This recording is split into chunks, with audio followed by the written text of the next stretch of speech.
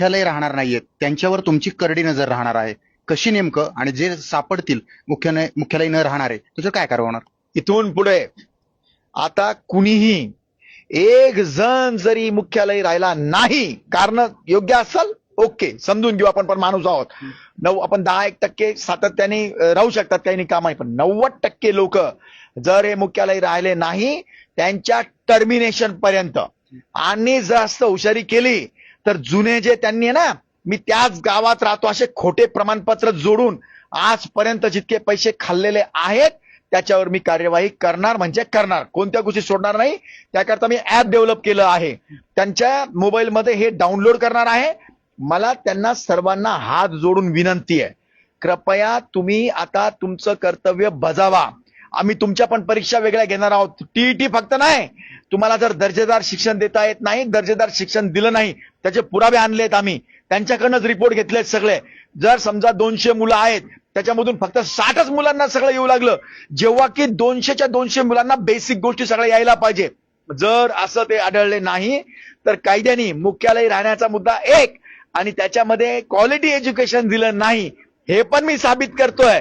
दोन्हीमध्ये पहिले सस्पेन्शन, त्यांना एक चान्स नसता टर्मिनेशन.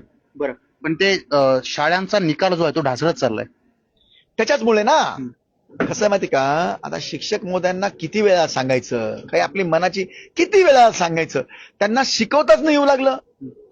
आता येतात काय असतं, समजा आता तिसरीतला मुलगा चौथीत गेला, बरोबर आहे, तर निपुण भारतची परीक्षा आहे आमची, की तिसरीतून चौथीला जाताना चौथीच्या वेळेला आपण तिसरीची परीक्षा घेतो, म्हणजे पहिल्याच महिन्याला.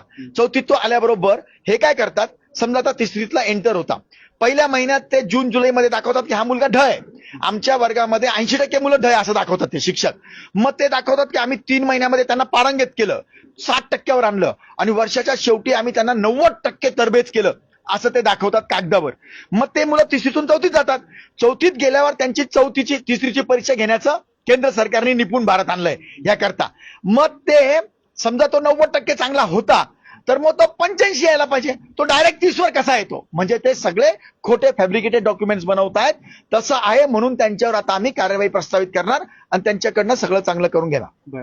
हे होते भाजप आमदार प्रशांत बंब. आपण पाहतोय जिल्हा परिषदेमध्ये भ्रष्टाचार झाल्याचा गंभीर आरोप प्रशांत बंब यांनी केलाय. तर दुसरीकडे महत्वाचं म्हणजे जे मुख्यालय राहणार नाही त्यांच्यावर कठोर कारवाईचं या ठिकाणी आश्वासन देखील प्रशांत बंब यांनी दिलंय. सचिन बडे, लोकशाही मराठी, छत्रपती संभाजी.